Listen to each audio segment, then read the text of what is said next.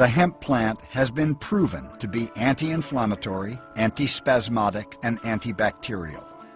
It can treat depression, traumatic stress syndrome, chronic pain, glaucoma, migraines, multiple sclerosis, Tourette's, nausea, and a host of other ailments without the unwanted side effects of pharmaceutical drugs.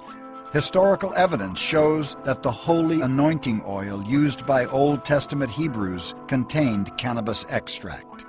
The early Christians used cannabis as part of their baptismal process. In the 1800s, medical journals published more than 100 articles on the therapeutic use of the drug, then known as cannabis indica or Indian hemp. Cannabis was often prescribed by doctors and was part of every medical bag right through the early part of the century. It was a popular treatment for labor pains, asthma, rheumatism, and nervous disorders. It was even given to cranky babies to get them to stop crying. Queen Victoria, who lent her name to the repressive Victorian era, was also a bit of a pothead.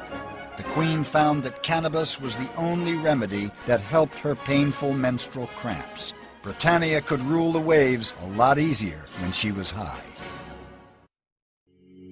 But then the dark days for pot began in the early part of the 20th century, with the advent of chemically created drugs and an emerging profit-driven assembly line medical system. The new order didn't want competition, and cannabis was still preferred by many patients and doctors to the new miracle drugs, which were composed mainly of unnatural toxic substances. After lobbying by the pharmaceutical industry and fear-mongering misinformation by their donation-dependent allies in Congress, a federal law was passed in 1937 that prohibited doctors from prescribing pot in any circumstances under threat of prosecution.